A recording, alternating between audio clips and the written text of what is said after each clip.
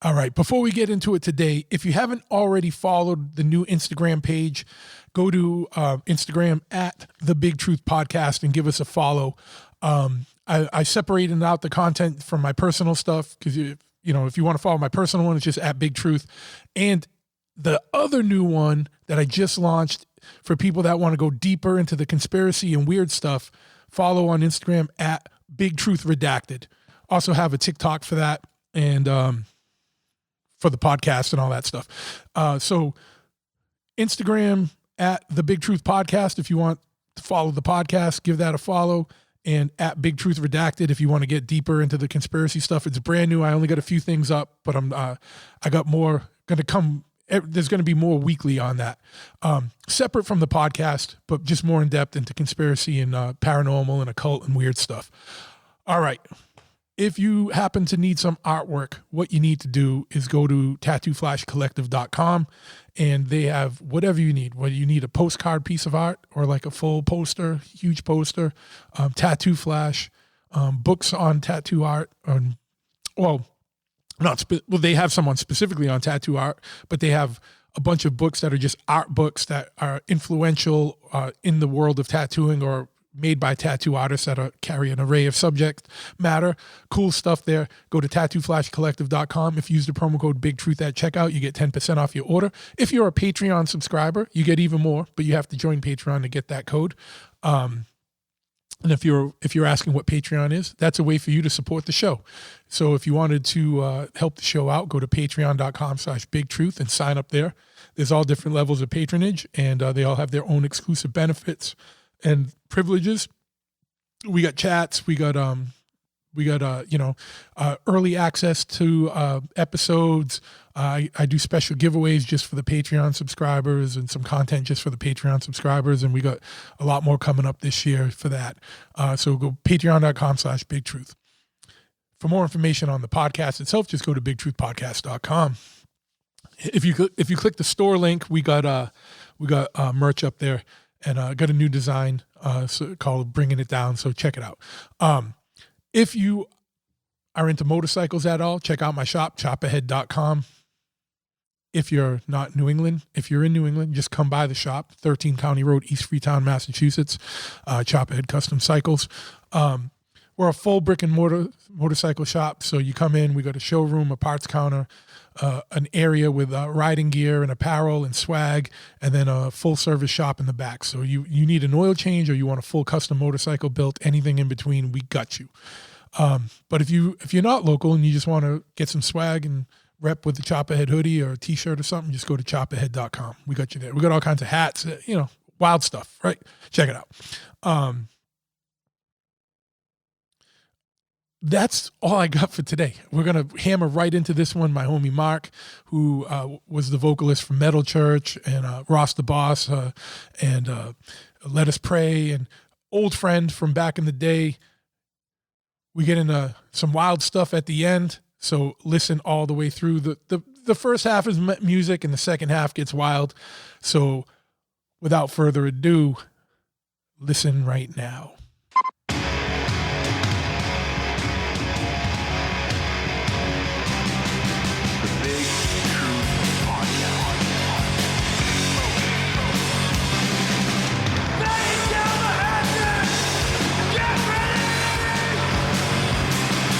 Sequence start. 6, 5, 4, 3, 2, 1. We have a liftoff. Yes, once again, we have liftoff. I want to thank you for tuning into this first inaugural episode of 2026 of the podcast. I'm stoked to be here with my man, Marc, who is an old friend and an accomplished singer and vocalist in the metal world, and also producer, graphic designer, video production guy. Like a lot of us, a man of many hats, because you got to have different hustles and grinds to get by in this world nowadays. You can't. Oh yeah, it'd be great to survive on one hustle, but unfortunately for creatives, that's not always an option. But Marc, man, the last time you came on, we were in person, but now you're doing the smart thing and you're snowbirding on the other side of the country in the warm climate. It snowed here again. It snowed more this year already than I think all of last winter. It's funny. I was home for the holiday, And I mean, I like snow. I'm Yeah, not, yeah, obviously I come from there, and I've always liked snow, a little bit of snow. yeah, And, of course, Christmas and stuff like that always makes it kind of cool. And I was laughing because it snowed Christmas Eve, just a little, and yeah, then the day after Christmas, right? So, but that was cool because I was laughing. I shoveled snow twice. yeah, I haven't shoveled snow in probably about 7 years yeah, yeah, yeah, yeah. because I'm never home, right? Yeah, well, And and it's cool I because got especially on the holidays when the gym's closed, you're like, all right, I'll go shovel. That counts as a gym day, you know. right, yeah, and then my car got totaled while it was parked in the Yeah, snow. yeah, That was fun. So yeah, it was a very interesting visit home for the holiday. yeah, yeah. Oh But yeah, it's yeah, always I didn't mind shoveling the snow, and I was like, it was funny after the second time, I'm like, yeah, it's time to go. yeah. It's cool to have that option. That's the great thing, we're talking, just in general though, like about having different hustles is that a lot of the stuff you can do from wherever. Right. So it's like Dude, you can, honestly, that's like the best, is being able to like do like recording vocals. I've been involved in a ton of like recording, projects and stuff. And I do that all myself. So I can do that from pretty much anywhere. yeah, And then all the graphics and the video stuff. I mean, I do it from hotel rooms, airports, or yeah, whatever, yeah, and it's great. I mean, technology is great for stuff like that. yeah, You know what I mean? It's it's yeah, it's yeah, it's, yeah, it's amazing. And I'm grateful for that because, gosh, when I was doing just the building, doing the construction stuff for a long time, which I still do periodically, but I couldn't leave the area because that's where everything was. yeah, yeah, yeah. And Anchored so it down. was a different story then. Yeah, But now I'm fortunate enough that I can pick selects projects that I like to come home to and do them, and then I can leave again. So yeah, but hey, you know what? It took a long time to get to this point. Like yourself, we've done a lot of work. We've earned where we are. yeah. That's just what it is. We put the work and the time in, and then get some of the reward from it. Sure. I'm still the idiot that's so anchored down with brick and mortar businesses that I'm just like, Well, yeah, but I mean, but I love it and hate it. You know what I mean? I'm not complaining. Yeah. I'm just saying it. Everything's there's a lot of days where it'd be like, it'd just be easier to have a regular ass 9 to 5 job. I wouldn't like it, but it'd be easier. It's definitely easier. You know what I mean? But yeah, it is what it is. But in the long run, it's I always said, like I was like explaining this to some other people, is that if you're going to be a slave to the system, so to say, at least be your own boss. Be your own slave master. You know what I mean? At least let it just be with yourself. be your own master. Yeah. Yeah. No, I get it. Exactly. So in that way, it's a little bit. It's one level less to bitch about. Absolutely. Yeah. No. And obviously it's harder to bitch when you chose this path, right? So it's like, you get what you ask for. But yes, also, as much of a struggle these things are, when you're crawling your way or like scraping or fighting your way through this life and on your own terms, there's a gratification to that isn't, that someone who just has a normal 9 to 5 doesn't experience. Yeah, I'll go into the music realm of things because that's a extremely difficult place to excel. Sure. And I've been very, very, very, very fortunate to be doing what I do at the level that I do it at. But the one thing that I always can look back at is that I did it my way. Yeah. I know it took me a long time, but I did it my way. And I didn't have to be a dick about it or, be a diva or have all these any kind of outrageous demands like so many people do. It was just having a standard, having integrity, having, a code. Yeah. You're like me, we're old school in a lot of those ways. And I think that carries over more now than ever before because that integrity, that stoic, stance at just standing by your thing there's not a lot of that, and people just seem to bend the knee just to get to the next place, and Yeah. I don't. Just rather not, and especially at this point, no, Yeah. no way, dude. I'm not going to start now, and if that means maybe doing something less or whatever, then so be it. But I don't believe that if you push that kind of energy out, that you're going to get it back, because it's not negative. No. It's just that you're making a stand for yourself. Yeah. And I think one thing, just as like as an observation, and you can correct me if I'm wrong, but I think something like, you have a long time in the game. Like, we were in high school, like, and you had Hammersmith, I had ITI, and we were, we talked about this on the last episode. Oh, but, yes. but we go back a long way, like the late 80s and stuff.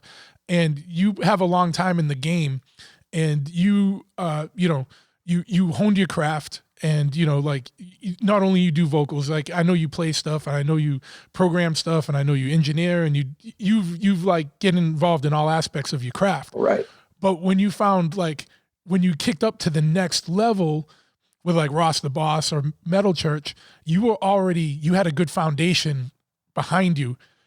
So you're going into it with a way better mindset and more level-headedness than if you found that level of success maybe when you're in your 20s and you're. Oh gosh. Do you know what I mean? So you have the benefit of that. Like, you kicked up, you leveled up when you already had a lot of experience and wisdom behind you. So that gives you probably more respect for it, but also you're smarter about things than, if we found Honestly, that levels of success when we were 20 and we were just idiots, like, yeah. Like, sure, it would have been a lot funner. It probably would have been a lot funner, but it would have been a whole different game, right? It would have been done a long time ago. We'd all be in rehab or yeah. And honestly, and respect to you too. It's, you found this level, you leveled up when you were already sober. Like, you right. You know what I mean? Well, that was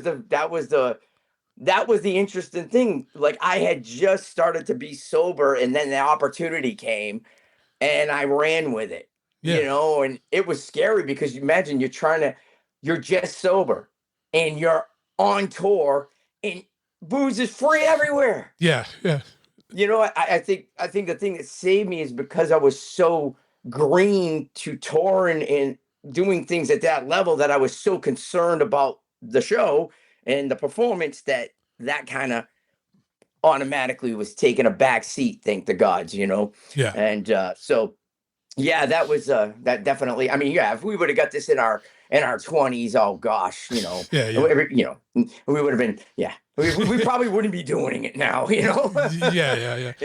We probably wouldn't be having these conversations. Not this conversation. Yeah. Nope, not at all. But I mean, but it's interesting, because like, I probably said this before, but like, at this level, when I'm playing, like, like, for instance, I've just played Hellfest this past summer, right? Like, the biggest festival now, right?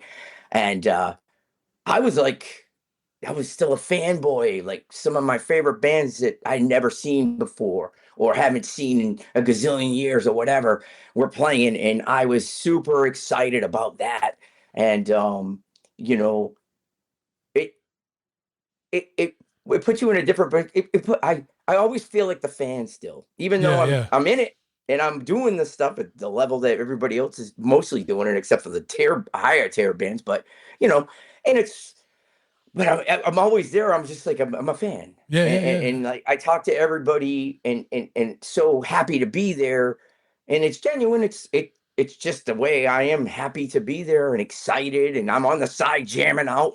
So many times I laugh. We'll watch a video. Wow, they're cool. Shit. I'm on the side. I'm jamming.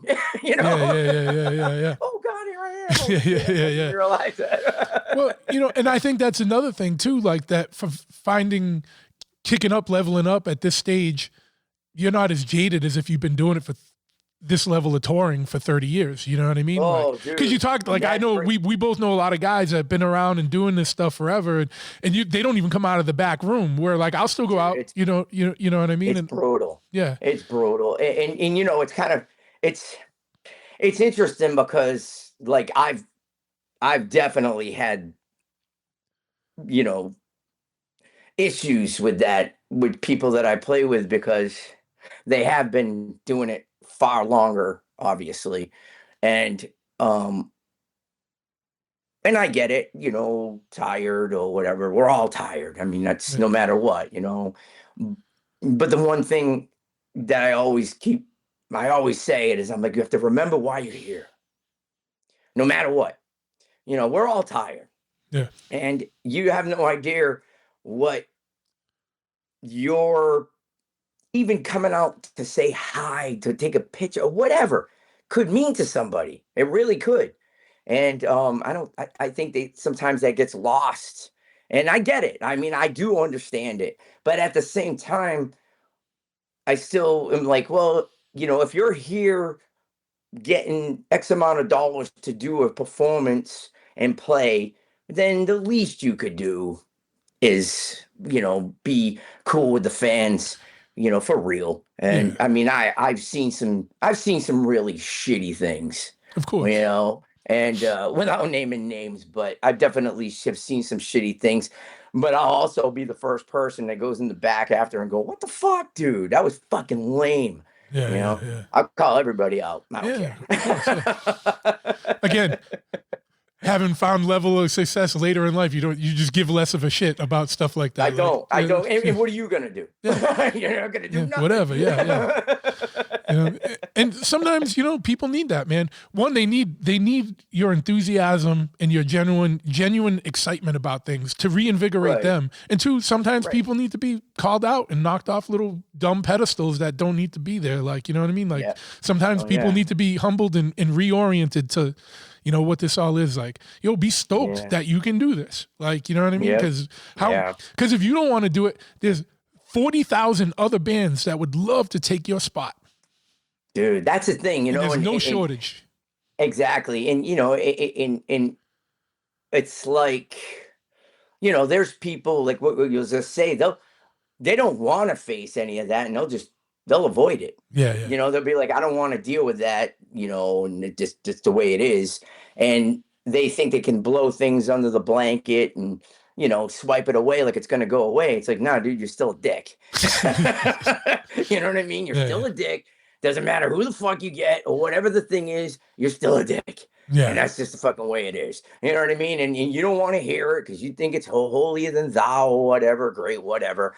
And that's great. If you want to live your life like that, that's cool. But I'm good. I Yeah. don't want to be there. You know what I mean? I know too many way better people, and I don't want to be around that. I don't need that negativity. I don't like it, especially honestly at this point after everything that I've seen over the last through 2-3 years. You know what, dude? Have at it, man. It's like I've been so disappointed by so many people Yeah. that Yeah. having climbed even further up the ladder. It was like, I gotta be honest, it really was kind of earth shattering at some points. Be like, oh my God, I can't even believe that this is even a thing at this level. What's going on here? Why is this even happening? Yeah, it's yeah. it's very mind blowing. You know what I mean? Because to you and I, it makes absolutely no common sense. There's no sense in it. What are we even having this conversation? Why is this even an issue? Right? Yeah, yeah, Famous. And but it's there, and it's there, and if people can make, they say that, they make the smallest thing huge, and you're like, what? That's nothing. What are you doing? You should be happy to be doing this, and and no, it's the end of the fucking world to some people, and it's like you're just sitting there going, oh my God, I don't understand this, and then it becomes a problem when it starts to affect your income because this is your job, right? Yeah, That becomes a problem. And that's when things in bands get ugly. yeah. Sure, yeah. And that's yeah, exactly. Yeah. Anybody that knows exactly what I'm talking about. And that's when it gets ugly, because now it's not just having a disagreement about the color of the logo on the album cover or whatever. Now you're talking about like, well, shit, this month's rent. Where the fuck am I going to get it? Because I'm supposed to be out on the road. Now you're not going to go on the road because you pulled a hissy fit. And now I have like 2 weeks to try to figure out how to make a month's worth of money salary because now I'm not going. Yeah, because you had counted on that as being income that was coming in, and now it's pulled out from under you, and you know, not everyone has a healthy, you know, right. Not everyone has a bank account to fall back on, type of thing. Right. I mean, you know, I'm smart enough to always plan for a disaster, Sure, because they do happen. yeah, But at the same time, it's like, you know, you're planning. You know, people don't understand it. Like a lot of people don't understand it when you're touring and all these things. It's like you're planning 6 months to a year out ahead. You're in 25 and you're already planning to the end of 26, right? yeah, And if you pull the plug on all that, you know, a year's worth of stuff or whatever, and then you're big, you know, as you say, you're just left there with a dick in your hand, really. You know what I mean? Because you're like, well, what?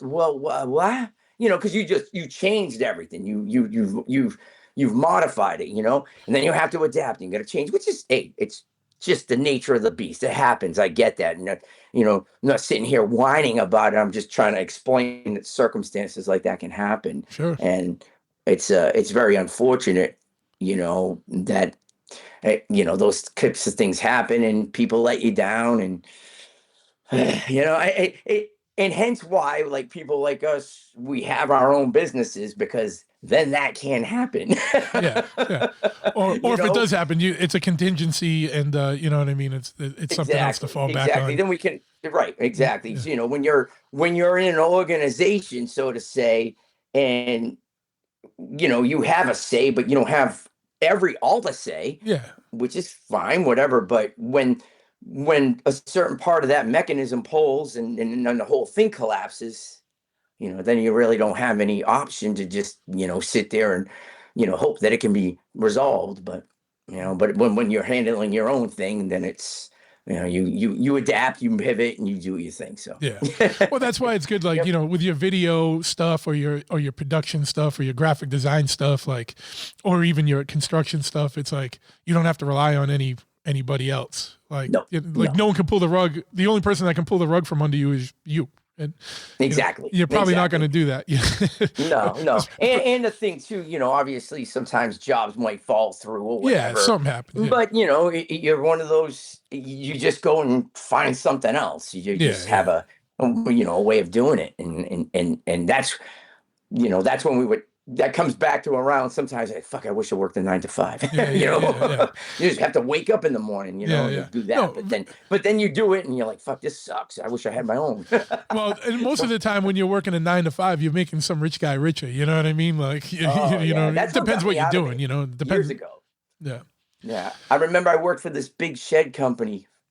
This is a long time ago. And, you know, sheds, you know, it's big money. Big money. Yeah. And I was like, you know, we're knocking these, you know, $10,000 sheds out in like a day or two. Yeah. And I'm saying to myself, and I'm getting how much an hour? I'm like, what? No way. Because if you're smart enough to go, all right, the materials is this much. Right. Like, this is how much I'm getting paid. And then it's like, all right, so there's this much profit. Where's that going? Yeah, and I was like, nah, dude, I'm like, nah, I can't, that can't happen. Yeah. And that was the smartest thing. That was the day, you know. I was like, wow, you know, already like 6 months down the road, you already made like fucking 3 times what you would have made if you would have stayed, you know. You're like, oh wow, you know. And it's a skill, and you know, if you have a skill, then go for it, man, because you're really, you know, you're only gonna, if you really want to put 1,000% into something, you'll definitely benefit from it, you know? Yeah. So this is the first show of 2026, right? 2025 was in a lot of ways, it was probably one of the wilder years on record, right? You know what I mean? Like, just in general, like in all different aspects of things, like a recap, man, what was your 2025 like? Cause when you came on, was it 25 or no, it was you came on, it was 24. No, dude, I had just got that gig. So it was 2023. Okay. So yeah, it's been a couple years. So what's With the 2025 recap, what was going on with Mark? You know what I mean? What happened? Well, yeah, 2025. That let's see. How can I put it? Hmm, I, d- I mean, business was fine. Yeah. Definitely did a lot of graphics. I did some. We did some really good touring with Ross the Boss. Went to Australia, hugely successful. We did our first full. We did like 3 dates in Turkey, which was way better than I could have thought. Especially it was just when they had those big riots in Istanbul. Mm. And I remember we basically decided that morning when we were taking the plane over whether we were going to go or not, because we didn't know what it was going to be like over there. And I'm glad we did, because, media makes it a lot worse than what it is. Sometimes that's all I can say. And we went there and we were welcomed with open arms, treated amazingly. The people were awesome. Yeah. Totally awesome. They're probably even more appreciative that knowing that you're coming when there's turmoil going on. Like right. a lot of people would have canceled, but when you show up, people are, especially in countries that don't get a lot of shows like that, they're super appreciative. Yeah. Yeah. And especially in a country like that, where there's definitely a lot of cultural differences. Yeah. But I think, again, the media blows all that stuff up a lot more than we even realize. Oh, 100% fear porn. You're fear there, porn. and it's interesting because that was a very eye-opening trip, because there was a lot of aspects of their culture that I didn't understand. And luckily I have some really good friends there. And we had a conversation, like adults should. Yeah. And I learned a lot. And I was glad I did, because it gave me a better understanding. I did that I didn't know before. So, I mean, that's probably one of the things. That's one thing about touring, especially in my position, that I'm so grateful for, is that I've experienced so much different kind of cultures. Yeah. And, when you go to like Turkey, or you go to Russia, or these places are totally different than the West, but at the same time, they're not. Yeah. You know what I mean? So but you would never know that if you just watched the news. Yeah, you would never know these things, So that was definitely cool. So yeah, and we did Europe and Denmark and Hellfest. We did a ton of really awesome festivals. Spain, we do really well in Spain. But the Ross the Boss thing is it's Man of War stuff, Yeah. So, and don't get me wrong, it's so much fun. I love it. I mean, it's such a good time, and the crowds are always enthusiastic, but yeah, I mean, and yeah, the elephant in the room is definitely at that, for most of 2025, there was nobody knew what was going on with Metal Church. And we basically, I mean, when Metal Church canceled the tour in 2024, there was a lot of things going on behind the scenes that we kind of we didn't make public, obviously. And we kind of would, people get mad, people have disagreements, and we kind of just let things lay for where they were, in hopes that maybe, we could have a conversation like adults should. If there's a disagreement, resolve in one way or the other, right? Sure, yeah. Whether it's yes or no, or whatever the case may be. But there was no communication for that whole time. And I did a lot of interviews, and a lot of people were always asking. When I said I didn't know, it was the truth. I did not know. The last thing that I had heard, I kind of got to be honest and be 100% honest. There was definitely some half truths to what was going on, and I went along with it only because I didn't feel. I still felt that there needed to be conversations before anything could be said.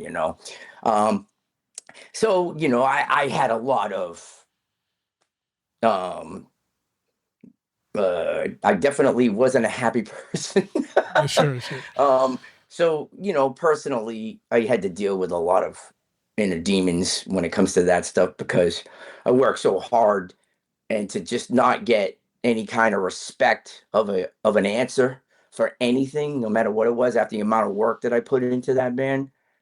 Yeah, that didn't go over too well with me for a long time. Um, so, you know, I had to definitely, that was always in the back of my mind. I I wish it wouldn't have overtaken me as much as it did, but my passion for what I do is so intense. That's the part that bothered me, you know. Yeah. You know, financially that sucked too, but again, like we talk and make it up in other ways. So it really wasn't that. It was more in a nutshell, now we've come out to where we are now. It's basically no integrity, the cowardice of not confronting any of the issues, whether good or bad, didn't matter. In my book, that doesn't work. You know, you know, because we come from the same place, that doesn't fly. If there's an issue, no matter what it is, either you freaking take it out in the schoolyard, so to say, or Yeah. you have that discussion and, you know, each person goes, fuck you, and then that's the end of it.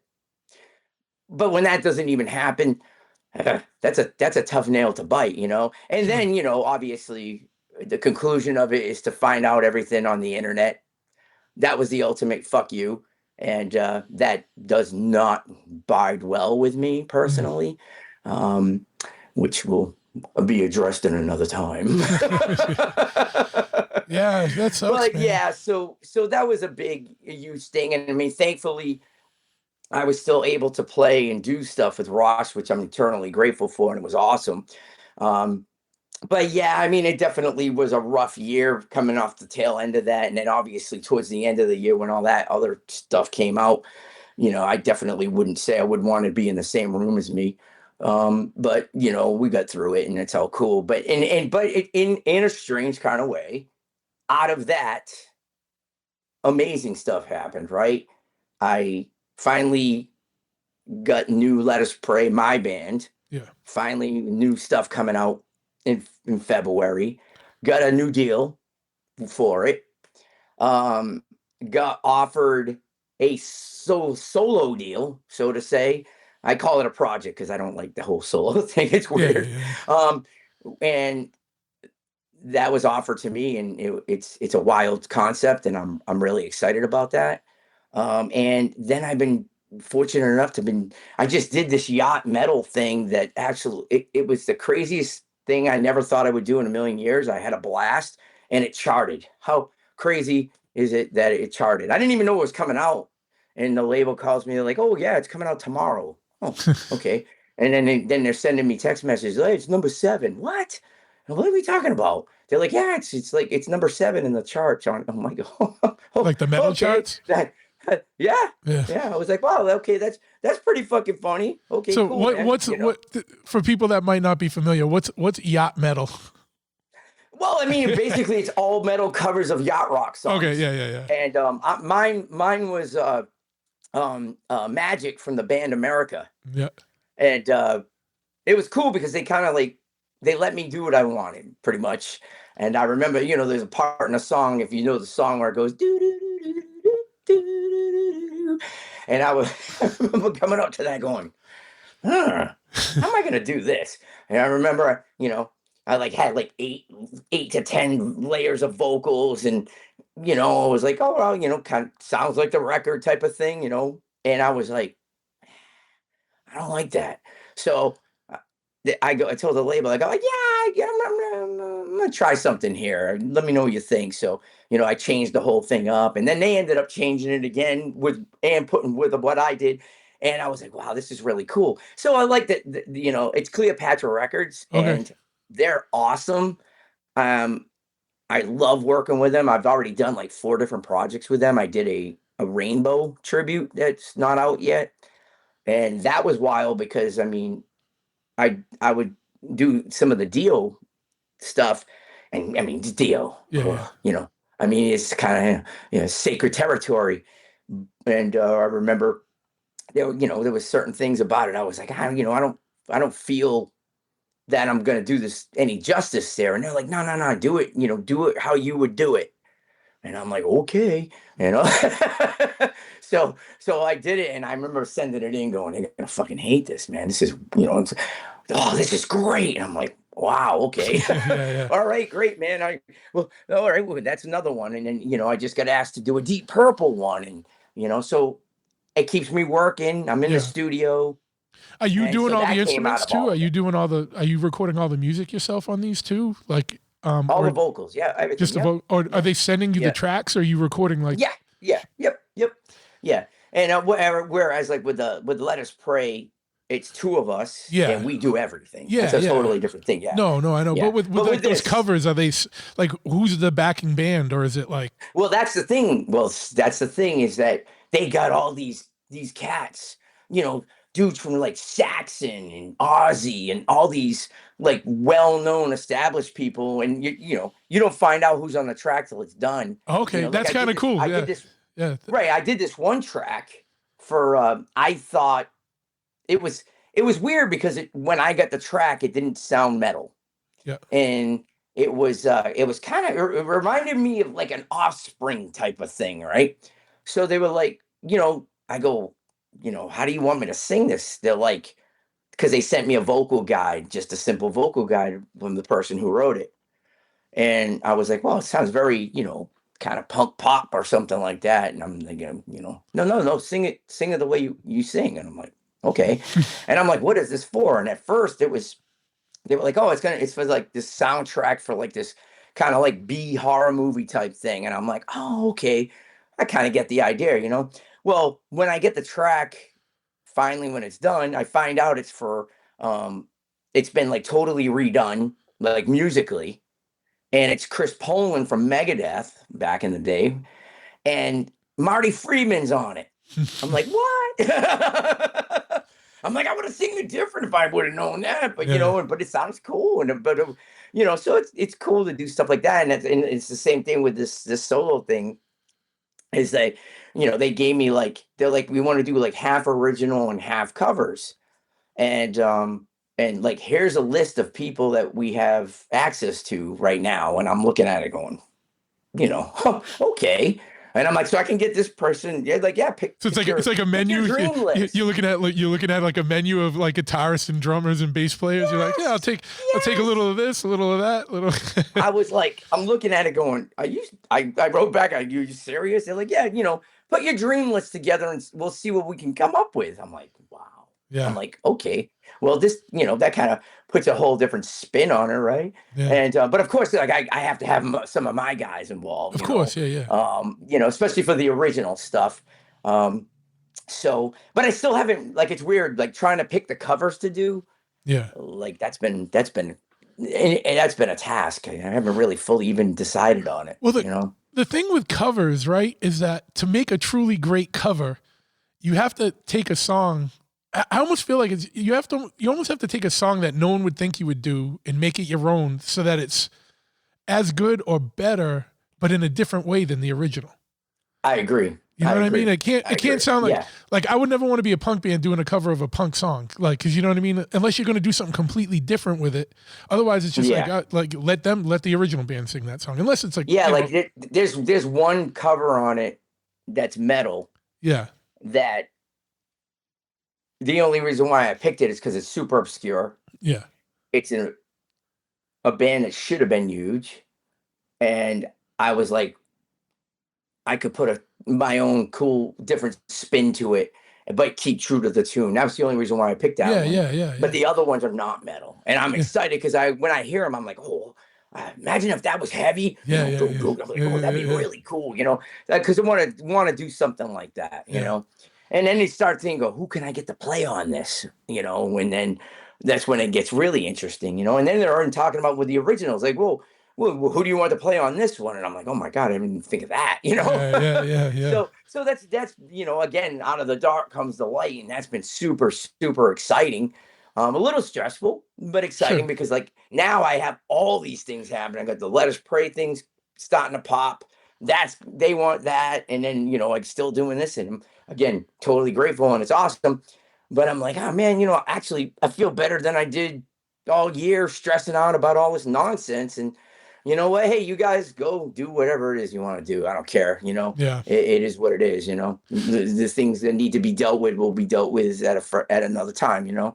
But so yeah, and scaling up the graphics and video business. I just did Raven's video for their Metallica cover. And I'm doing Nashville Pussies new EP artwork. Oh, they're coming back? So yeah, they just did a big tour with Buck Cherry. Oh, really? Yeah. Yeah. So they were like, I used to love their old stuff, like when they were still like Go Motherfucker Go, like when they were still like, wow. And then they got more like rock, and it was still good. But then I was just talking about this with somebody the other, who was I talking about this? Like a couple people with that. There's that whole genre of like motor infused speed rock punk stuff that was beyond any genre, like them and Zeke and all the stuff that used to come out on that Kozik's label there, Man's Ruin, Turbo ACs and stuff, where it was like really like, I don't know, motor infused like rock, like or punk, yeah, it was speed, kind of like speed punk and roll, like weird stuff. Like, yeah, it was like that Motorhead attitude rock. Punk, thrashy. Like weird, yeah. It was like a mix. It was right. beyond every genre, and like Nashville Pussy was one of those bands, and they were so good, and I just hadn't heard from them in a long time. And he had the other band there, 9 Pound Hammer, that was kind of like that too. Yeah, it's cool that they're coming back. And then, yeah, it's funny. How'd you get hooked up with that gig? Ross actually was the one that recommended me to them. Okay. And it's a whole New York thing, I guess. And Ross being with the Dictators, you can see where that that fusion happens. Yeah,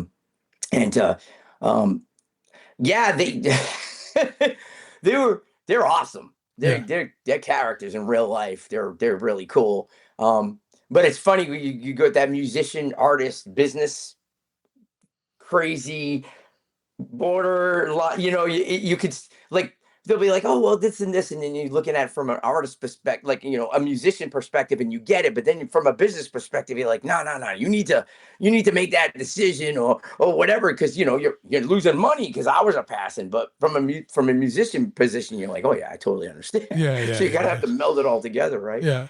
But that's why you're a good guy for that type of job, because you get it from all the different aspects. Right, and that's why it's I have an awesome time working with everybody. It's like I was working with the Raven guys, and I was like, that was so cool. I mean, growing up with Raven, doing a Metallica, I was like, oh, this is so cool, Yeah. And then the drummer from Raven's actually a really good friend of mine, was in Fear Factory, so he hooked me up with that, and that was really cool because I love Raven. And but the Nashville Pussy thing is so freaking. There's a funny part about it was, I'm like, well, what do you want for the album cover? So I don't want to give it all away, but one aspect of it was like, yeah, we want this big orgy. I'm like, oh, what? I'm all, okay, that's cool. And they're like, so like just these bodies, like this orgy. And I'm thinking to myself, oh, that's not going to be a big deal. Dude, I had the hardest time trying to freaking get reference for what they were exactly looking for. Yeah. And that was the part that took me the longest, but it was funny because the concept, when I think about it, it's the album cover came out awesome. But it's just funny. And when you first heard it, like, oh yeah, big orgy. Like, what? Okay. And I'm like, say, wait a second, you know who you're dealing with? Ah, yes, okay, got it. Yeah. So, but yeah, I mean, we just finished it, so that's cool. And it got delayed because they went on that tour. So it's like an EP, a 10-inch EP. Okay, it's pretty cool. So yeah. So yeah, that was fun. What's that coming out? So yeah, get to do stuff like that. It's really, really cool. So yeah, getting to separate that. And I mean, I got so many gigs, obviously, from my musician friends, and a lot of them, now I got into doing. Another thing that I started getting into was because of video production stuff, all the big festival screens. And I did one for Hellfest, and obviously I can't hardly see it. I'm playing. Yeah. you know? So you see videos online and it's like, you know, when you see a work up on a 90-foot screen, it's like, Sure. fuck, that's cool, you know? So I've been offering that now because a lot of people, like, I go to these shows and see some of these backing. I'm like, what is that? I go, hey, what's going on here, man? By the way, I do this, you know? Yeah, Oh, and that's the wow, I cool didn't know thing is you that did that. a lot of places now, instead of like a curtain, they have a digital thing, so you can get way more creative with it. And I remember, I don't know how many years ago it was now, probably 7, 8 years ago, like when Black Sabbath did another tour with Ozzy, and it was all the original members except for the drummer. They played at Great Woods, and the backdrop, it was it was just all the stuff you would want for Black Sabbath. It was just like, you know, nuclear testing and all Armageddon, Well, doom stuff, and it added so much to the show, to the ambiance. If it's done right, it made it way more. Damn, like this is like, you know, doomy Black Sabbath, and it's like, yeah, I'm looking at Armageddon right now, and this makes 100% fucking sense. a perfect example of that, and I'm so happy. My favorite band in the universe is Iron Maiden. And I remember going to the last tour, not this one that's happening, but the last one, the Future Past tour, right? And I was like, these guys are still using goddamn backdrops. But it's a different backdrop for every song. I was at that. The thing This is crazy. That's when they came out with Aces High, right? And they had the inflatable. But it's been the same stage plane. for 25 fucking years. Yeah. And I'm like, one of these guys. And then finally, this tour, it's insane digital screens, but the way that they're doing it, I was like, finally, this is exactly what you always wanted from Iron Maiden. You know what? Maybe they waited because it took the technology to catch up to what they really wanted, because from what I've seen, because it hasn't come to the States yet, but the technology is just off the wall. It looks like, you know, this stuff looks 3D, like it's coming out and it's off a screen, and that's pretty hard to do on that scale. You know, maybe that's why they waited, but I thank the gods they did it, because I was like, I can't take another tour with goddamn backdrops. You know? Well, they seem to have stuff pretty dialed in, and they seem to be pretty smart about the band and the business. So like, it's probably what you said. Of course. I mean, yes. I mean, they got their own plane. But I was always, that's why I could never figure it out. I was like, I don't understand. I mean, these guys are like the top of the game. You know what I mean? And why are we? I mean, I have, you know, I can respect the whole nostalgic aspect of it, but we've been doing this for a long time. You know, nostalgia's kind of passing us with that. We need to move on. So when I saw that they were doing it, it was just like, yeah. And I mean, I mean, I'm never going to give away what I know, what I've seen, but the way that they're using it, they're not doing it like anybody else, which hats off to them for that. You know, if you're going to do it, then they're going to do it. And that's Iron Maiden mentality. So it makes sense, you know, but I'm super psyched to see that this tour, because of, even more so because of that in the set list rules, but sure. So you're working on a solo record and a Let Us Pray record simultaneously, bouncing between the two, or like, how does that work? Like, how do you manage that? Well, here's what's interesting. So me and John, I've been working with my music partner in Let Us Pray now for 15 years.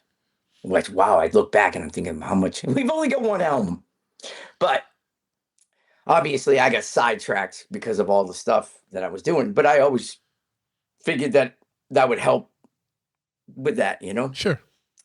But we ended up, now we're sitting on, like 40 to 50 songs. Yeah. You know, but here's what the interesting part is, that we had a second album written, right? But that album's not relevant now to us. Yeah. And we've grown.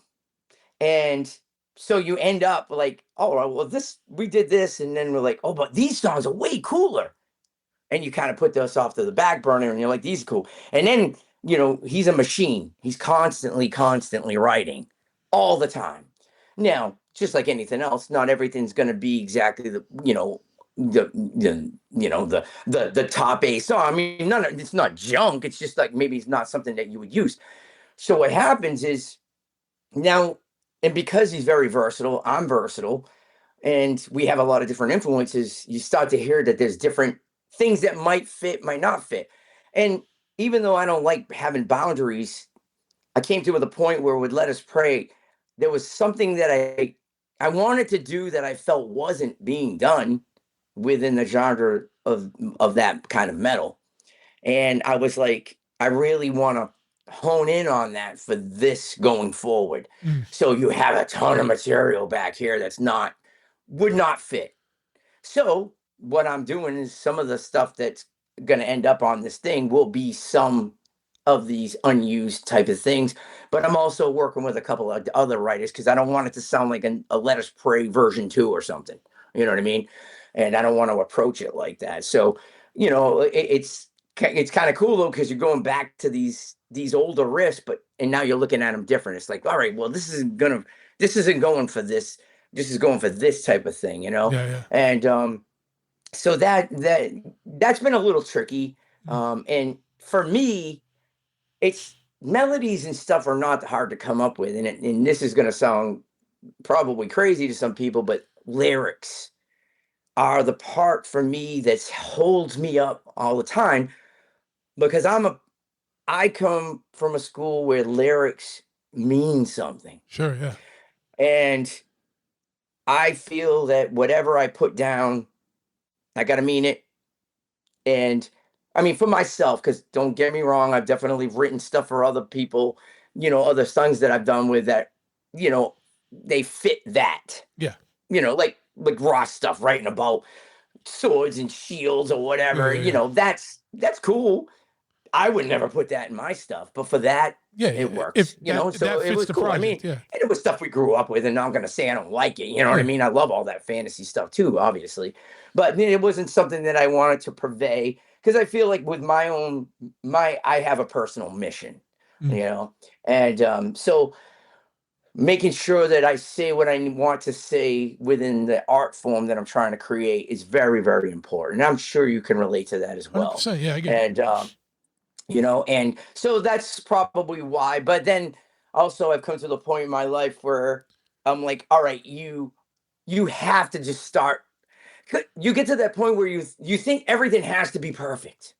As an artist, you're like, oh my God, it's gonna be, and then you have to come to the realization that, like, when you start doing stuff at this pace and things need to happen, you have to put a kibosh on it and go, all right, I'm forcing myself. And that's not a bad thing, because that's actually a really good thing sometimes, because it forces you to pull that creativity. Because in my belief, which I think it already exists anyway, so it's like pulling it out of the universe and going, here it is. Getting the download. Exactly. Yeah. What do they call it? The Arcasian, the thing that Einstein said, or whatever. The quantum realm. The Akashic. And I'm like, right. Yeah, exactly. And I was like, yeah, I mean, it that makes sense, because it is there. It's already there. If you're already thinking about it, it's already starting to think. And overcoming that whole fear of putting it down on paper, so to say, So with this Let Us Pray thing, I was psyched because it kind of came quick, and because we weren't really planning. I kept talking, and always some kind of excuse, of why. And it always came down to, like, I don't know, it's going to be, it's going to be the greatest thing since, freaking the invention of, chocolate milk or whatever. And I was like, dude, that's not going to happen, So it was like, force me. I was like, all right, I'm doing this, and we're doing it. And here we are, I'm psyched about that. I always felt like you got to open the gate and then move on out, So, which is good, because then it couldn't have happened at a better time with everything that's going on, Yeah. And now that you have a deal, it's cool too. My ass. Now that you have a deal too, it's cool, because it sounds like you guys will just keep making fucking songs. So, like, if you got a label that's like, all right, give us these songs and we're gonna put it out, like it forces you to do it like in a timely. Here's the thing that's great is that the business model is so different now of way things are released. Yeah. And I mean, obviously we come from the school of having the record and the 10 songs, 11 songs or whatever. But I mean, unfortunately nowadays, because of downloads and stuff, it's like, you get a record and, like, in a week it's old. Yeah. And then there's 10 songs and probably only 3 are focused on, and then the rest are just throwaway. And I'll be honest, I've seen that in a certain thing where I was told, don't worry about this amount of songs in the record. Just do what you need to do so we can finish them to meet the date. But, focus on these because these will be the singles type of things. Okay. I don't feel very good about it, but at that time I was just doing my job, right? Yeah. And that's cheap to the fan as far as I'm concerned, So because you're still looking at a record as like the whole package. You're still looking at it as the whole package. Like, I want this art in my hand. I want to read this stuff I want to read the lyrics as I'm listening to the song. I'm going to listen to the whole record all the way through. The problem is that we're dinosaurs, not. Right. Yeah. But I think a lot of the people that still listen to metal are like that, though. You know what I mean? It's more than other genres, Yeah. And when the thing is like, even, I remember this told to me so long ago, and it always stuck with me, was that the order of the songs mattered. Of course. You got to build it. That's part of the story. That's part of the record. It's like the way that Master of Puppets was track listed. Do you think that was just random? No. You got to build it All up. that shit was done the way. I mean, could you have appreciated Operation Mindcrime if they were randomly just put singles out? The story would have never mattered. Yeah. That's the difference, right? But in today's thing, and also for my own purposes, we came up with the idea of finishing a song, releasing it, and not trying to do the whole thing at once. Oh, that's cool. So that's what we're doing. One song every couple months. That's how it is. And then at the end of the year, it's a package. Yep. And then if you want it, you get it. If not, you can listen to any individual songs you want. Now, will we always do that? Who knows? I don't think so. Like the solo thing, that's going to be all done. That's going to be all one. Yeah.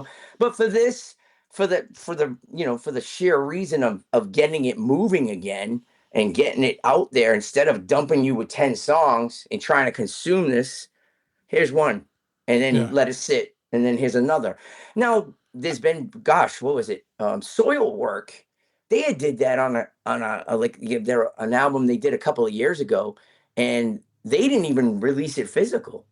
And I think they ended up doing like a special edition just on tour.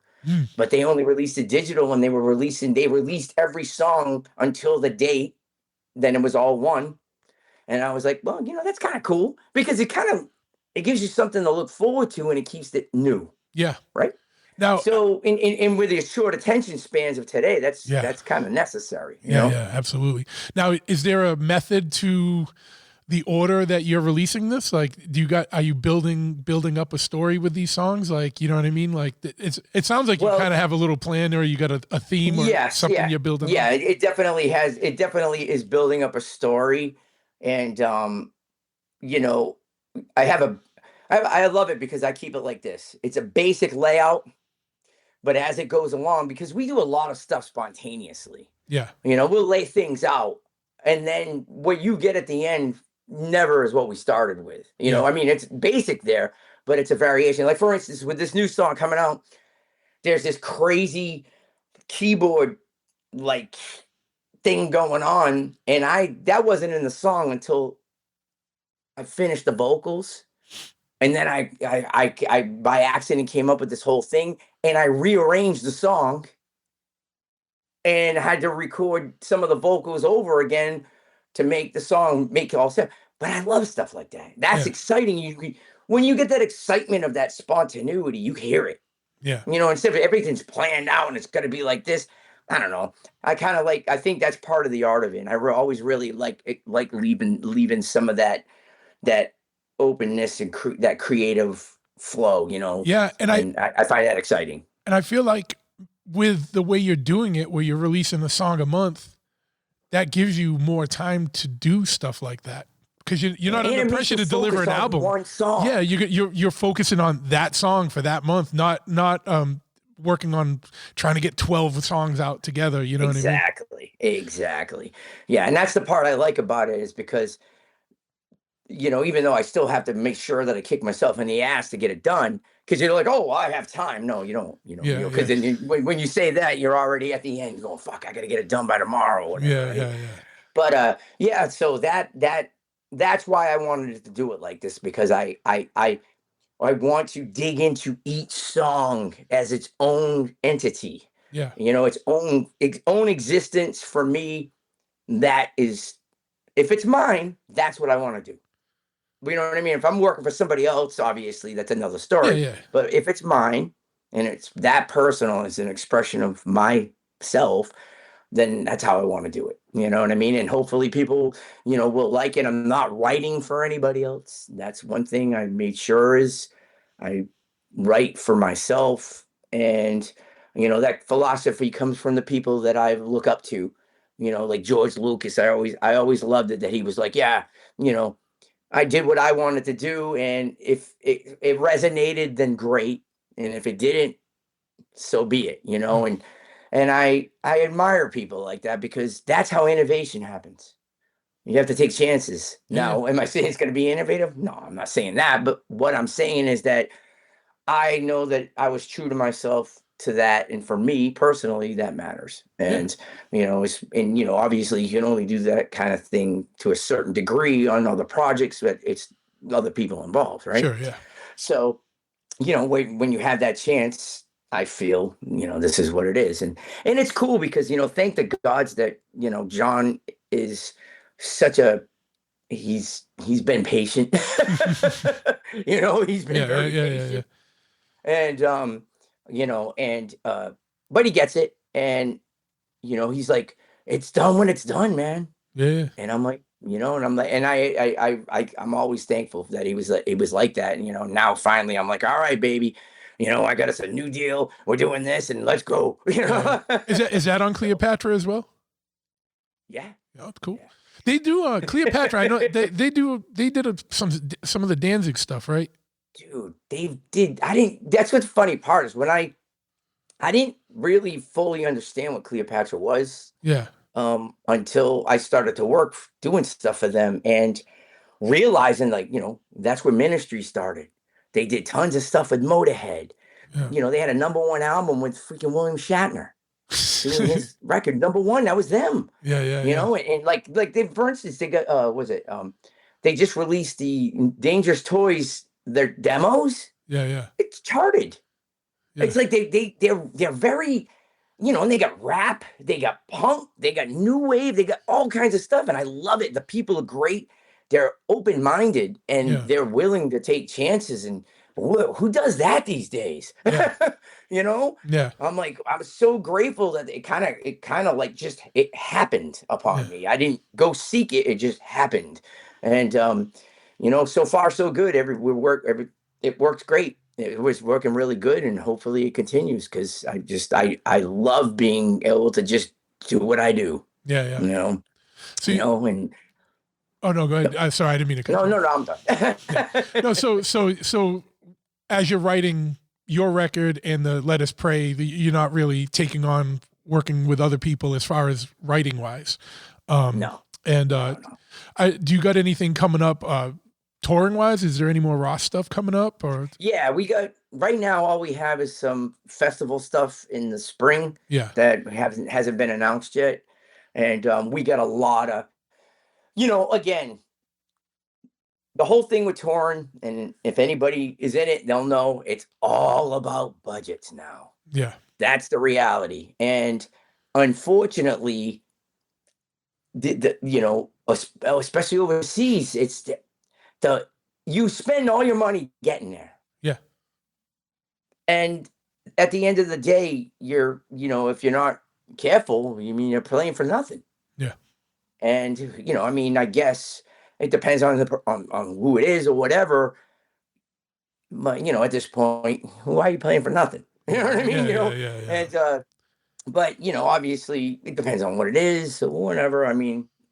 But it's really, fans don't understand fully. They don't realize that, to get 4 people from the States, from all over the place over to Europe, it's, it's thousands of dollars. Yeah. And if you're not like, you have to remember these festivals got 100 bands on it. Yeah. So then they're not paying you as like a headliner if it was your own exactly. tour. If it was your own tour, exactly. Right. Yeah, exactly. I mean, you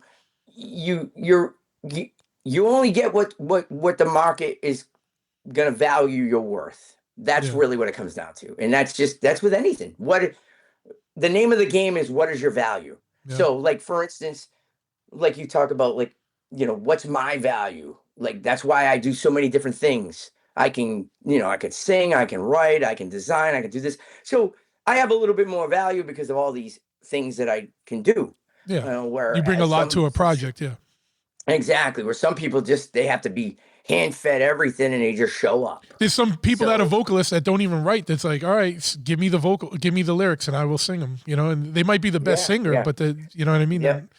Well, that was part of the thing with the whole metal church that drove me insane. Was I wrote that whole record, the last record. I was the first singer in the history of the band, except for way back when with David Wayne, that wrote, all the melodies and all the lyrics and all the vocals. I did everything myself, and I got shit for it. You know what I mean? Yeah. And but at the time I was like, all right, well, this is my opportunity, and I went full bore. That's why I said, to kind of get totally disregarded and disrespected in that way after doing that amount of work. That was, that was tough. But yeah, I don't let anybody do my stuff. I can't. I just don't. I mean, unless I'm hired to do it, that's a different story. But if I'm involved in something, I don't know. It's just what I do. And put it this way, with the amount of things that I've done, I feel that I've earned the credibility to be able to do it. Yeah. You know what I mean? And that's it. I mean, again, I'm at that point of the game. That's just it. I know what I want to do. How I want to do it, and again, obviously if I'm working with different people and they don't like it, then I have to rewrite it. Yeah. Or I'm always open to say, hey, well, what's your idea? Yeah. That's always a thing, right? Yeah. It's like, well, nothing's better. And I mean, that goes around the whole spectrum of the world, but then what's your suggestion? Well, I don't know. Yeah. Then what the fuck are you talking about? Yeah. If you've got a criticism, have a solution. Yeah. Right. Exactly. So, I mean, I am not opposed to anybody's ideas. I'm not that guy. I don't want to hear what you have to say. That's not what I'm saying. I'm just saying that I like to do my own thing, and, here's what I got. And if they're like, oh my God, that's terrible, then all right, well, then I have to rewrite it. And I mean, dude, that's happened. Sure. You know what I mean? You know what I mean? So, and at some point, right? Like, it's like, it's, if it's constructive and it's for the good of the project and it adds to the project, well, fuck yeah. Right. Cool. Like, shit, I didn't see it like that. That is better. Cool. Like, you know what I mean? It's like, and dude, the thing is that has happened, and that's fine. I'm not opposed to that, dude. Yeah. You know what I mean? I'm totally, and I'll be honest, if somebody presented me with something and it was like way cooler than what I was, all right, that's cool. Or maybe some of it and some of this, dude, whatever, as long as it works for the greater good of what we're trying to do. That's all I'm saying. But I always end up, instead of freaking trying to pull teeth, it's just like, well, I'll just do it myself. Yeah. So, that's how I end up doing so much of it, and just do it myself. So, and I mean, we don't have to depend on anybody else. Yeah. We know how that works these days. Yeah. No, exactly.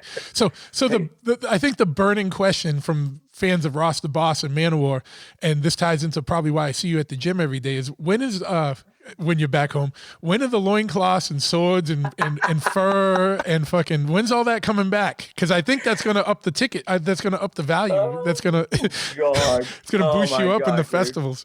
Oh my God. I might be the only one me and Sean might be able to be the only ones that get away with that. Sean already plays with no shirt, so he's already halfway he's there. Halfway so there, he's good. I get the no sleeves. That's all you're getting out of me. Yeah. You're gonna do it at least once, just for the. Well, it's funny. There was one of the tours that we did. I think it was like, this was back in like 2019, and I remember we were playing a Halloween show in Germany. Mm. And I was like, dude, this is it. We got to come out. We got to do it. And I was all about it. Yeah. I was like, I was going to get we were all trying to find like, fake fur. Yeah, I was going to do the loincloth, the whole 9 yards. And literally at the last minute, they're like, Manowar is kind of sacred here. People might not get the joke. And it might piss off a lot of people. And I went, you might be right. Yeah. Because the thing is I'm making good. We would make good fun of it. You know what I mean? Because we're always busting. It was like a respectful homage. Stuff. Yeah. I mean, dude, it's like we're not dissing. We're having fun with it. You know what I mean? Yeah. So it wasn't disrespectful in any manner. No. But some people, like in anything today, can take things the wrong way. So. Sure. How they can take things out of context. Yes. And so, like, maybe somebody will, out of this whole interview, they love to do that. Like, take a piece, like the news. Yeah. Take one piece and make a big thing out of it until they figure out that that's not actually what was said.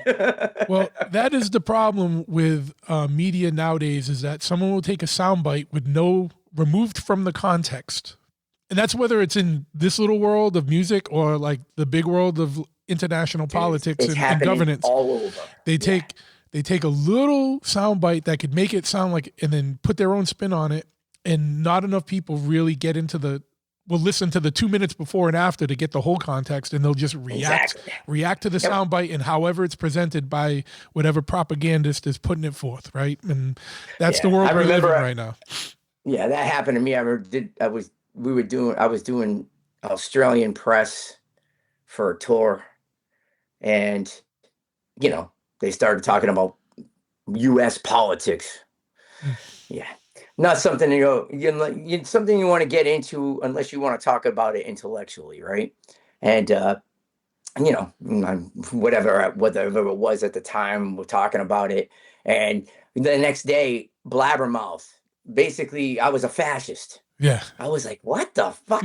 And I literally, that was the first time I ended up like in the media like that. And I was literally fucking pissed. Sure. Until I realized, I was like, well, guess what? Hey, any press is good press. Whatever, man. Yeah. I'm like, whatever. Say what you want. I don't care. You're not going to fight the internet. Just like all the shit that's been happening over the last like 4 months or whatever, all the shit talking and stuff. It's like, trust me. And how many times do I freaking just want to be like, just want to unleash hell. Yeah. But you're like, man, what's the point? What's the point? You know what I mean? What is the point? And that really is what it comes down to. It's like, what's the point? I mean, it doesn't look, at the end of the day, no one fucking cares anyway. So it's just really what it comes down to, Yeah. So I just take it with I don't look for it. I never read reviews. I never read anything. Usually people, and I don't know why they do this. Why do you tag me on something like this? Why would you do that? I don't want to fucking know. Yeah. I don't care about that stuff, because if you do, then you're already lost the battle. Well, half the thing is, someone misquotes you or mistakes your thing, puts it out there. Now the court of public opinion is already there. There's nothing you're going to say that's going to convince them otherwise. So why even stoke the flames of that fire? Just let it fizzle out. Because in this, the good thing in this world of short attention spans is that they'll be on to something else in 2 days. Dude. So you just let it run its course and go away. And that is the philosophy, honestly. And that's probably what's kept me sane, is that philosophy. Because I was like, it was like something gets announced and then like 2 days later, something comes out, boom, attention totally changes directions. And you're like, oh, well, that took care of that. Yeah, exactly. Thank you. And because unfortunately, that's just the way it is, and I kind of came to the conclusion, like there were certain things that were going on with certain people. And I was just like, I go, it's amazing how everybody forgot about this certain incident that this person did. And then suddenly they forgot all about it already. For as shitty as it was, they forgot about it already. And they're being praised now. It's like, God, we see it every day. Yeah. We see it every day. It's wild. This guy killed his mother. well, oh my God, 6 months from later, he's they made him out to be like the greatest person in the world. They forgot that he killed his mother 6 months ago. Yeah. I'm using this as an example, people. Yeah. So I mean, it is pretty crazy. Gotta I think about these things and try to use them to your advantage, I guess, if you have to. Or just use them to your sanity, meaning when things are blowing up like that, like don't get wild, because you're just gonna make it worse. Well, yeah, I mean, because obviously, I could tell you the amount of fucking posts that I freaking have never hit send on. Someone's or the text where someone just keeps seeing the 3 dots and then it goes away, and then the 3 dots and then it goes away, and it's like you're just going off, and it's like you take that whole 10-second rule. Yeah. The whole try to, before you react, 10 seconds. And then you go back and you're like, oh, maybe I probably shouldn't send that. Yeah. Or let's reframe Definitely this. Save myself much grief. Let's reframe this. Yeah. No, and I think the world would be a better place if everyone did that. Unfortunately, 98% of the people don't, and they just fire right off. Well, I think the world would be a much better place if these things were, you take these things face to face and you watch how different that works out. Yeah, no, there's so much where people tee off and then you talk to them in person and they're like, hey man, what's up? And it's like, yeah, dude. My favorite thing is like, I'm the worst because I never forget. No, I see everything. Yeah. So I'm the same way. Like, I try not to be a grudge holder, but it happens, you know what I mean? And it's like, even if I'm not actively holding a grudge, I call it under duly noted. Like, all right, duly noted. That's it. And I'll see you. Nailed it, dude. I'll see you, bud. Yeah. I'll see you. And then it's like, oh, yeah. Like I laugh. I go like, getting ready to do some promotion stuff. And some of the people on the promotion list, I'm like, oh, okay. And I normally probably I was like, I'm not going to do that. But I'm going to be like, nah, you know what I'm going to do? And I'm going to call them out on the interview. Yeah. See how that works out.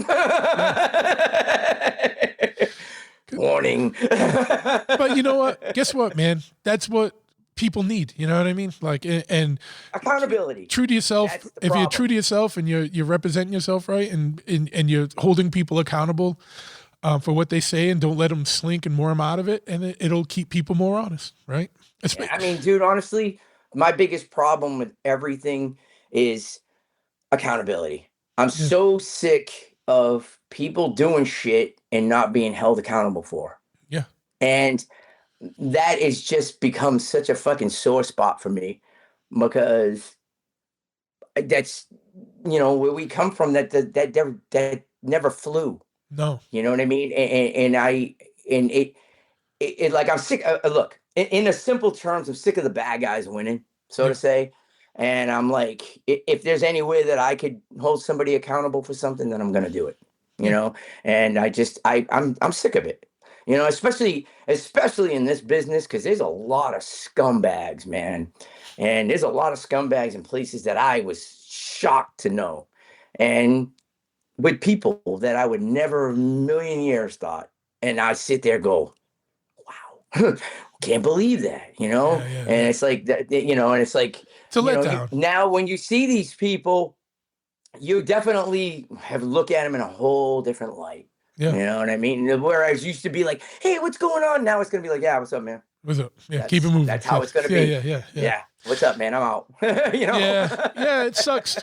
I think too, like, you're probably like me, and politics, you just expect everyone to be a scumbag.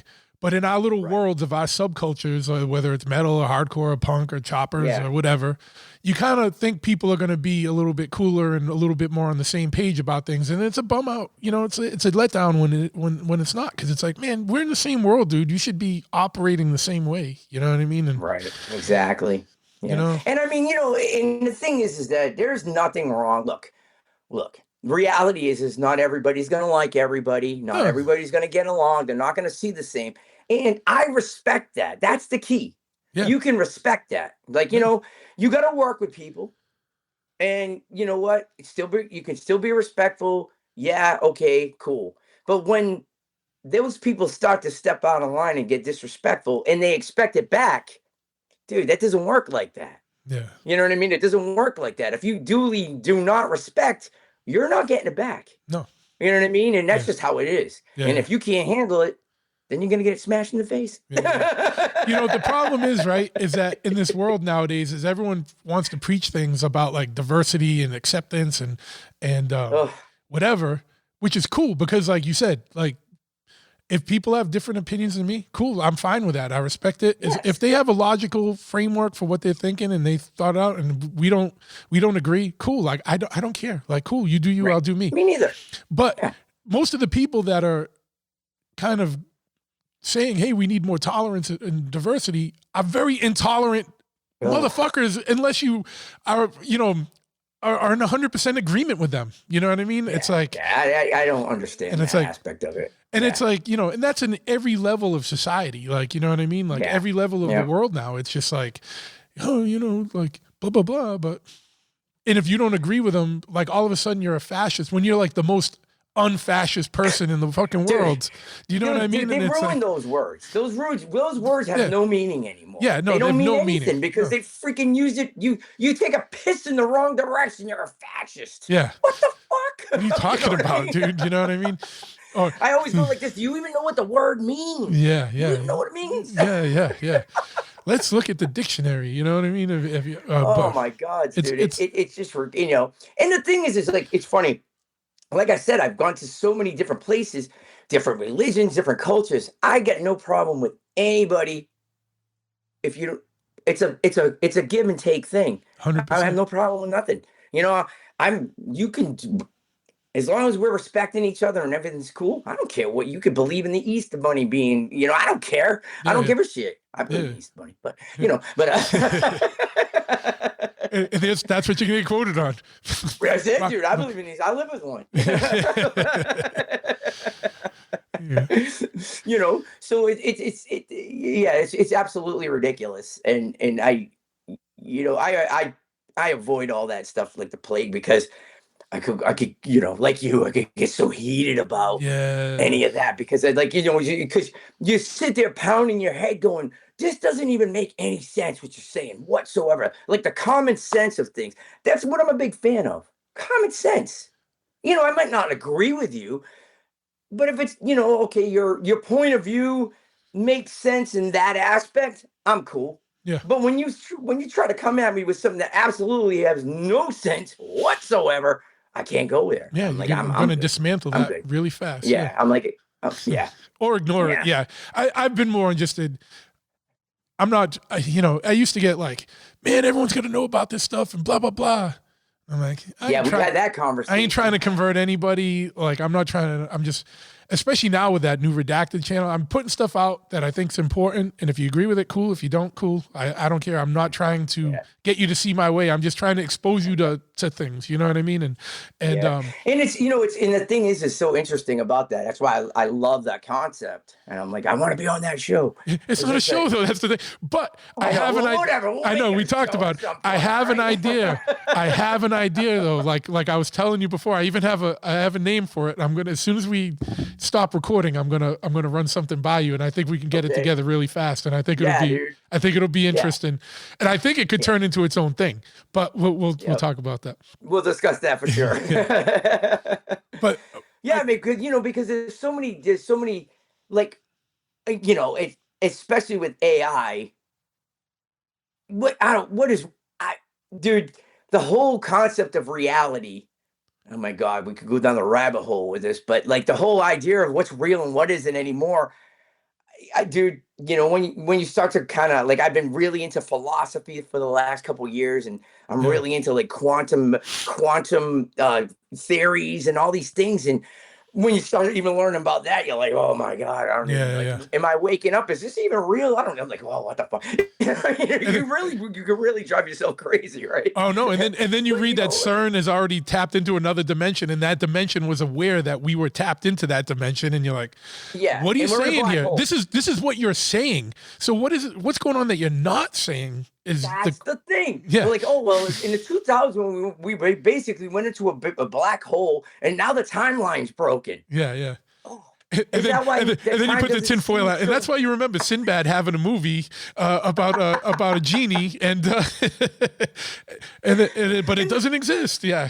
But here's the exactly, dude. That's a whole other thing. Well, you're talking about I'm the like- timeline being messed up. That's why I'm just tapping. I'm like, into that. dude, I fucking saw a movie. It was called Shazam. Yeah. I'm like, dude, I don't give a shit what you fucking tell me. I saw that and it was real. And don't fucking tell me that was a mass illusion. 'Cause no way. I'm like, why is it just that, but not this? Why is it just that one thing? What made that thing an illusion? Oh my, here we go. Why is that so important? Why is that so important? Yeah. Yeah, it's like, what the hell made that so important that it was that, you know? And the fruit of the loom fucking symbol. I'm That's like, nah, true. dude. That one I'm 100% like, no, that existed. I remember it for 100. And I think people have dug up the old tags. Yeah, the old tags. Yeah. Yeah. The Shazam one I can go either way, but the Fruit of the Loom, I'm like, no, I remember that for sure. You know, it's funny though, when they start to do that, they get you questioning yourself. I think that's probably the whole psyop behind it, right? Is to get you it's the not whole knowing. idea. You're like, hey, what do they say? All you have to do is plant that seed of doubt and it just grows, right? And that taps into what you just said about AI, because now the AI that I just play with like looks fucking real. Like, so imagine what they have and how long they've had it every day, and how much it's actually been ingrained, or like how much what you see is actually that. And I'm talking, mainstream news propaganda and whatever, you know what I mean? Or just in general, but like, it's going to get a lot crazier because the stuff that we're playing with as toys is like super powerful. Imagine what this is going to look like in a year. Well, put it to you this way. With graphics and video, I deal with AI every day. Yeah, you got it. Yeah. And obviously that's a huge debate in the art world. And I'll say my piece in one sentence. It's AI is a tool. Yep. When it comes to that, as far as I'm concerned, it ain't no different than when Pro Tools came out. Is it no different than when Photoshop came out? Paintbrush, Photoshop, the whole difference. People that are using it solely, I mean, that's a whole other thing. That's a whole other topic. But back to what you're saying, like I mentioned this probably every other week. Like every time I go into my AI hub of where all my tools are, there's new shit coming out. Yeah. And it's like, it's so fast that I'm like, I don't even know how to run this one. And they've already got something that's 10 times better that all I have to do is basically go, hey, make a balloon. Yeah. Whereas before you had to do this whole thing. And now it's just like, hey, make a balloon that's red. Yeah. And it's flying across a mountain. Yeah. And there's a seagull and there's a Viking and there's all this shit like. Dude, and every time it's getting crazier and crazier. And like, before it was the whole deep fake. That ain't fucking nothing. I could do more than that right on my laptop. Yeah. It takes 10 minutes. And I'm like, what? So think about it. Think about the technology that they have. That's what I'm saying. It's 10 years beyond that. Exactly. But 10 years is now quantum 10 years. Like, because things are like, you know what I mean? Like things are escalating at such a fast level that, you know, it's the like crazy 10 minutes. The funniest use of AI to me right now is people that are making old soul songs out of like metal and hardcore songs. And they're good. Fucking great. You're like, why does it sound so good? It sounds like it was recorded on a Motown, Motown put it out in 1968. You know what I mean? Like, why is it so good? Like, it's scary. I remember about a year, like probably like 8-9 months ago, a pretty well-known producer sent me one.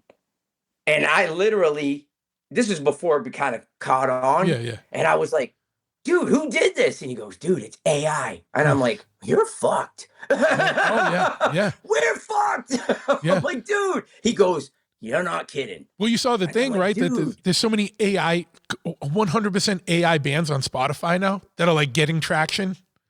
Like, and then what's going to happen is like, those songs are going to get big enough where they're going to make a band Well, dude, it's to already be a cover happened. band of that, right? You know? Dude, in Japan, there's a totally made up J-pop artist Oh, I that's heard not that. real. I heard that. Yeah.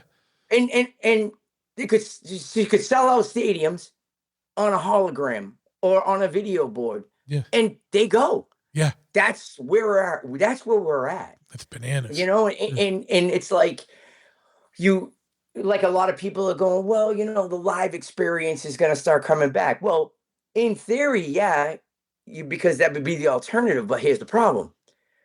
All these live things are owned by big corp now. The prices are too much. You know, people aren't spending, they don't have the disposable income to go to these shows anymore. Yeah. Or they have to pick one out of the 10 now. Everybody's on tour. Hey, when you're going on tour in March, like 40 other bands. Yeah. You know, and then you look at the venue, and the whole now, week yeah. is all bands you want to see. And then the merch prices are through the roof because now all the venues want a piece of it, or they want to control the pricing of it, and it's like bananas, yeah. Because they caught on, because that's the only way to make money now is off the merch. It's not, you know, not making. And money that's on the only records. way the band's making any money, and they're just totally raping them on that. Yeah, you know, yeah. And then they wonder why bands can't tour. Well, there you go. That's part of it too. You know. So yeah, but the whole thing with AI is like, I mean, literally. And here's the thing, that's even scarier that no one talks about is that we know that one of the ploys on psyoping is that if you're the first one to put it out, that's what people will believe automatically, whether it's real or not. Yeah. And you could come back in like 10 hours and say, no, that's not true. But guess what? That's already trickled down. And the majority of people that haven't gone back in 10 hours believe that. So think if something really fucking pivotal is pushed out that's not real, but it's already being reacted. Yeah. That's real danger. Yeah. You know, that isn't make-believe shit. That's real people. Yeah. You know, that's the scary part. You know, and when, you know, you see what's going on with these freaking fanatics, what's going on about the nonsense that's going on. And all you got to do is light the match with them. And it's already happening. Yeah. You know, they don't even want to know the truth. They just want to, I don't like this guy. Yeah, you know what I mean? I don't like this. Automatically, pounce on it without any information at all. Yeah, just crazy. Automatic. Yep, that's it. It's a sad world, man. And that's fucked up, man. Yeah. Because, you know, people are getting exposed to propaganda all day. They're all reactionary, and it's like no one's taking a step and taking a breath and thinking, and then they're just getting wrapped up in it. And then it's like when people finally like catch their breath, it's always like too late. And now it's on to the next thing. You know what I mean?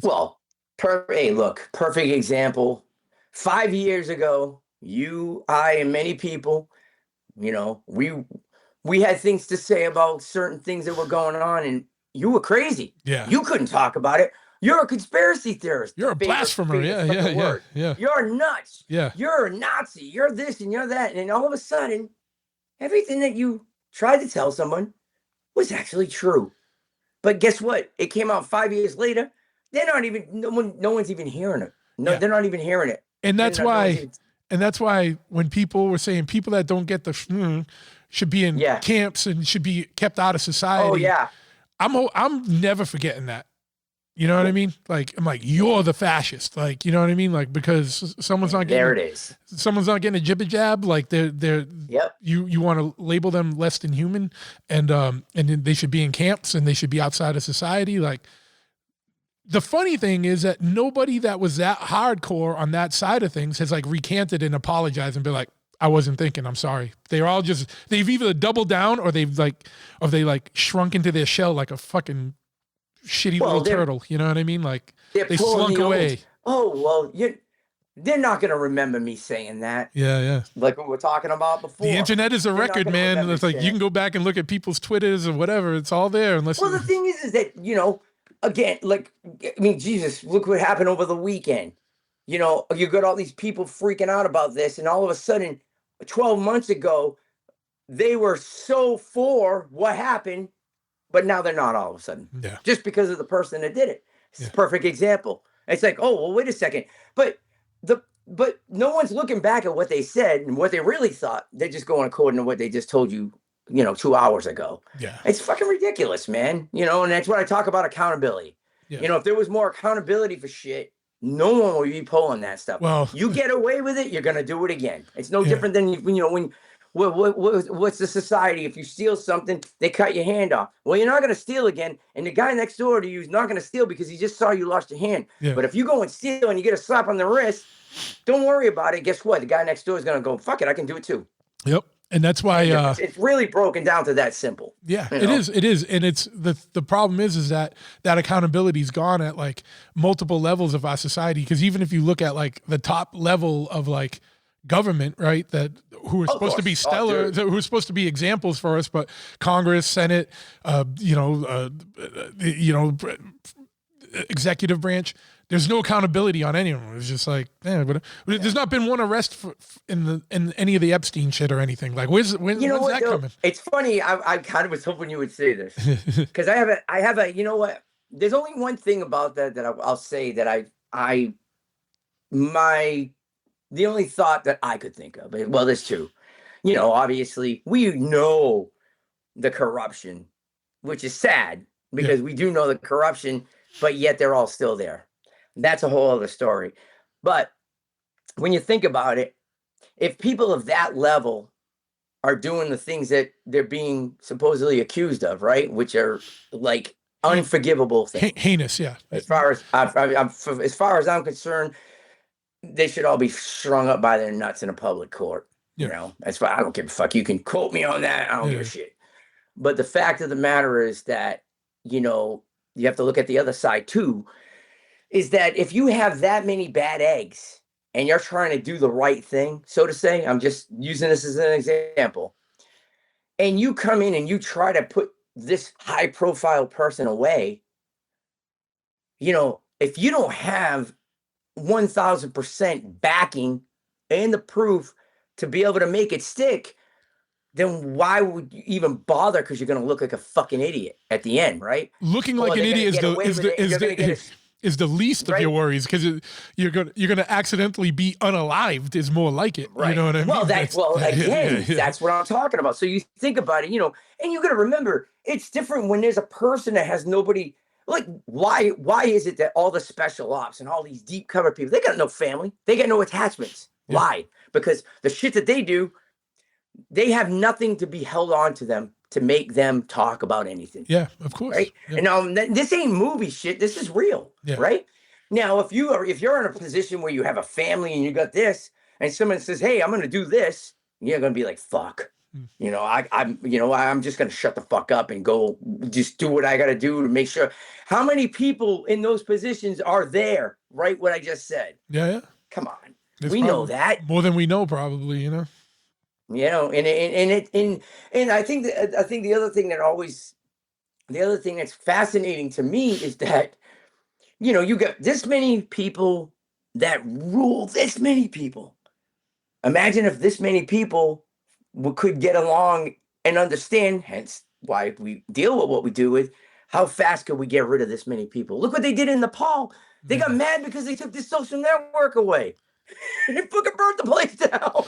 The problem here is that they keep us so distracted and divided on false wedge issues that no one's looking at the bigger picture or using common sense. They're just like, if you're not with me, you're against me. And it's like, no, we're probably more in league with each other than you know, because you don't give it a chance, because you automatically dismiss someone because they didn't vote for who you voted for. And it's like, at the end of the day, and in the thing that sucks, and this is the truth, because we were goofing about this actually. It's like, remember we were like, dude, we should just run for office. Yeah. And crazily, because what a lot of people don't understand that, real decisions happen at a city council level. Yeah. Oh yeah. A lot of people don't know that, and it's fascinating that these city councils get voted in with 500 people. If that. Could you imagine, right? Could you imagine somebody with a network of people, and we run for city council of New Bedford, right? And we won. Holy shit. Yeah. Imagine that. We come in, And dude, do you realize, for a fact that probably we'd be getting knocks on our door and going, oh, well, it's all fun and games and shit, but guess what? Yeah. Right? How many people has that probably happened to? And if you're a low level fucking council member, you're not gonna say shit because you got your family. Those are real family people. These are nobody of any stature or anything like that. Yeah. And so you could see, it's easy to see where a lot of people will go in with good intention. How many politicians went in with good intention and all of a sudden they've turned on everything and they're all millionaires now? Oh yeah. Whoa, they went in with no money and now they're millionaires and they've turned their back on everything that they said 5 years ago. Yeah. It's like, dude, that's like not obvious. And that's where accountability comes in. And not once people will still keep voting for them. Because it's like, oh, they got a D after the name or R after the name. Oh yeah, well that's that's the whole other thing. I mean, it's a problem. It's like you could say one thing and then you're like, well, what if? Yeah. And the thing is a lot of these what ifs, 10 years ago would have been like, you're fucking insane. That's not even that. You wouldn't even think of that. But now you question everything you have to. You have to, because like 9 times out of 10, the crazy ideas are the ones that are real. Yeah. And you're like, I know. That's why a lot of times it's like, I'll that's why I like doing this show, right? Cause I can regress and just do some like music stuff or some, motorcycle stuff. And then I'll get into some real stuff, or then I'll just get into some weird stuff. Cause if I can't understand people that just do political or like conspiracy stuff, because like that would drive you crazy. If just dealing with that all day, every day, because it's so infuriating. Yeah. I can't imagine doing that. So I like to come back and just do some weird stuff or some fun stuff, like because you got to stay grounded and because you still got to get through life, man, and you can't go through pissed off and miserable and have a good pizza. Yeah, that's right. Like at the Dipper. We gotta unveil the Marc pizza when you come down. We gotta work on coming, baby. Yeah, we gotta do it. I have it all designed. So yeah, everyone loves those too. Home. Whenever we do a new one, like the All Sinners one or whatever, like they do good. People love it. You know what I mean? They want to try new things. So we'll work on that and give you your own Dipper pizza. At everybody, they're gonna be like, what the fuck? All right, just make sure it's stuff I can get from my distributors. No. I know some weird stuff but yeah, man. So you got a lot going on, and I appreciate taking the time to talk today. Thanks for having me. Yeah, man. So I'd be remiss without asking. I know you kind of touched on this, but the state of people are going to ask the state of metal church where it stands. Is there any movement, or is it still like a stagnant thing, or do you see any? Dude, that's all. They announced a whole new lineup, new single, new album. Oh yeah, that's all done. It's all done. They totally bamboozled us, and it's pretty disgusting what happened. It's kind of funny. I read with somebody. Obviously somebody always likes to tag you on something. And I saw one comment that made me fucking laugh. They're like, oh, he knew and he's just playing victim. I'm like, listen, motherfucker, you have no fucking idea because you're not in it. You're not involved in it. And I'll tell you right now, right here, not playing victim. Fucking victim of what? I go, that whole thing was a shit show from day one. Yeah. If you want to know the truth, you know what I mean? But, to not have conversations and get totally slighted like that, especially in public, and then saying that we quit. Yeah. Yeah. Nobody fucking quit. Nobody was fired. You just threw it under the table like what we were talking about. And it started no one's going to notice. Yeah. And that, you know what? And honestly, that's the only thing that bothered me. You think that you're working with people that are supposed to be, comrades, you're with them on tour day to day and all of a sudden, and then they just totally blow you off and disregard, like, not even having a conversation to even say, hey, look, you know what? We're going to go in another direction, or we don't agree with this or what that was, but not to have that, and I mean, let's just put it this way. It was business. Yeah. Business. That's all I'm going to say. It was business that the whole thing started to crumble. Yeah. And, it didn't have to end like that, but you know what? Hey, whatever. The thing is this, like I said, the fans are going to go. They're going to go. It's going to be, they're happy. That's cool. Great. I'm grateful for what I did. While I was there, everybody was awesome. I thank them, and the support was awesome. And, I did what I had to do. One and done. The album did great. It got great reviews. The tours were awesome. I have no regret in any of that. Yeah. How I wish it would have went down different? Absolutely. You know what I mean? But the moral of that story is communication is very important in everything. You know what I mean? A lot of those things could have been avoided just by having a simple conversation. But when certain parties don't want to even deal with it and they just want to take their ball and go home, so there it is. What can you do? And that's the honest truth. I mean, that's as far as I'll get into it right now. But that's where it's at. Yeah. So go enjoy the new record. Go do what you want. But I'm not there. Yeah. Well, no, but it's good to be able to at least kind of get your side out. You know what I mean? Because people are probably curious about everything, and Yeah, I'm being nice. Yeah. It's cool. Yeah, it's good. Hey, it's always better to take the high road, right? You know what I mean? You got enough going on. You know what I mean? You got onward and upward, right? You're doing good, and you're still being creative. I just hope we're never on the same show with them. Yeah. Then it's New Bedford style. Saying. New Bedford style, right? Yeah. Can take the kid out of the city. Can't take the city out of the kid. That's right. But yeah, man, where can people find you? What's going on, man? And where can people find out what you got going on? Honestly, dude, Instagram. Yeah. That's my place. I like Instagram because I freaking love my dog videos. Yeah. Give me my French dog videos all day, dude. My French bulldog and pizza and food. I'm good, dude. Yeah. I'm cool, man. That's what I like. I'll put it in the link in the show notes so that people can find you. Yeah. But because I mean, it gets shared to everything else anyways. So, yeah. It always goes from there. Yeah. That's the landing page, and then you can figure it out. But yeah, man, if you need if you're a good band and you need some artwork or a video, hit him up. If you need a shed built, hit him up. If you need some vocals, hit him up. He's a man of many hats and a master of them all. So it's good. Thank you. But yeah, man, it was good talking today. I'm gonna shut this off, but I'm not hanging up. So just hold on 1 second. Yep.